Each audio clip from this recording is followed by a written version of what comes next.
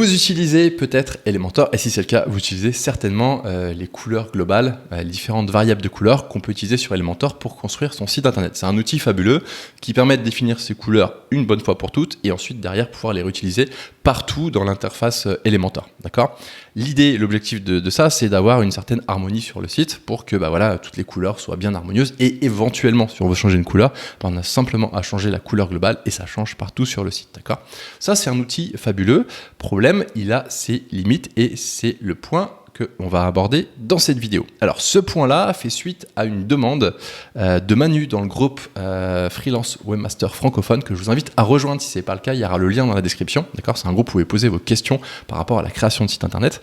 Sa question c'était, voilà, je suis dans le widget Elementor de texte et en fait mon client a accès à d'autres couleurs, il peut changer les couleurs et ça va pas du tout avec la charte graphique, j'aimerais pouvoir avoir la main là-dessus. À partir de là, du coup, on a fait une petite enquête et je vais vous proposer dans cette vidéo un outil qui va vous permettre du coup d'appliquer les couleurs d'Elementor, les couleurs globales d'Elementor partout sur le site, à savoir dans Gutenberg, dans le classique editor, donc l'ancien petit éditeur, ce qu'on appelle le Tiny MCE, qui permet de changer les couleurs du texte, et aussi dans le widget Elementor qui lui ne prenait pas en compte les couleurs globales, les widgets de texte, ce qui est un peu bizarre, mais voilà. Du coup, avec cette extension, vous aurez simplement à la télécharger, l'activer et vous pourrez faire ça. Alors, je vous présente tout ça tout de suite sur l'ordinateur et je vous donne le lien pour télécharger l'extension à la fin de la vidéo. Alors, comme je vous disais, l'histoire a commencé comme ça. Le groupe Facebook, je vous invite à rejoindre si vous avez des questions. Et en fait, Manu demande, voilà, j'aimerais bien, j'ai défini des couleurs globales dans Elementor, mais j'aimerais bien qu'elles apparaissent ici parce que la variante arc-en-ciel de l'éditeur Tiny MCE, c'est sympathique, mais quand on fait des sites et que les clients pètent l'intérieur avec des couleurs horribles, ça fait toujours un peu mal au cœur, d'accord ? Donc de là a suivi une suite de recherches, de questions et tout ça, c'était très intéressant, jusqu'à que Manu découvre en fait ce lien-là, donc un Stack Overflow, où quelqu'un proposait en fait une option pour override, surcharger les couleurs qu'il y a dans Tiny MCE. Tiny MCE étant l'éditeur par défaut qu'utilise WordPress classique et aussi Elementor. Quand vous avez ces petites options là, c'est du Tiny MCE. De là, je dis ok, c'est cool, c'est une bonne idée, mais en fait c'est chiant parce qu'on doit mettre les couleurs à la main comme ça dans le code. Et puis à chaque fois aller mettre les mains dans le code et tout, c'est faisable, mais on perd du temps en fait tout simplement. Donc je me suis dit que ça serait bien en fait de pouvoir avoir un bout de code qui va automatiquement récupérer les couleurs globales de Elementor, à savoir celles-ci, d'accord, pour les mettre directement partout sur le site, que ça soit sur Tiny MCE, sur Gutenberg et tout ça.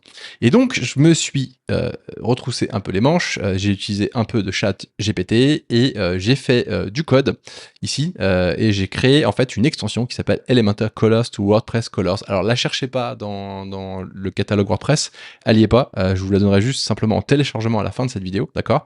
Mais avant, je vous explique du coup comment on peut faire ça, c'est très simple. Donc, vous l'installez, vous l'activez, et c'est tout, c'est tout.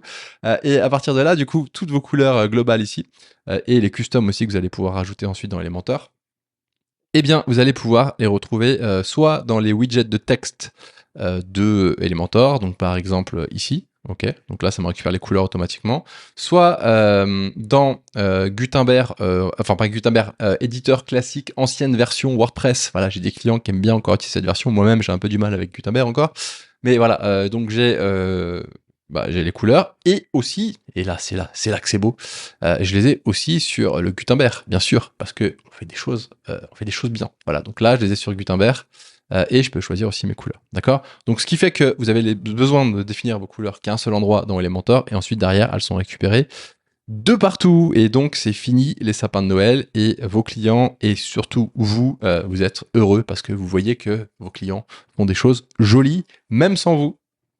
La question que vous devez vous poser maintenant, c'est comment récupérer ça ? Eh bien simplement, je vous mets un lien en dessous de la vidéo, donc n'hésitez pas à aller cliquer sur le lien, vous arriverez sur le site webandfree.com qui me permet du coup de me présenter, parce que je ne l'ai pas fait en début de vidéo, si vous ne me connaissez pas, moi je m'appelle Johan, je suis créateur de site internet en tant que freelance, et sur webandfree.com du coup, je donne des astuces comme celle-ci, mais aussi je donne des cours en ligne, des formations, notamment une qui est très connue, on va dire c'est ma plus connue, la formation la mieux vendue, c'est devenir freelance webmaster, qui vous permet d'apprendre à devenir freelance webmaster, d'apprendre le métier.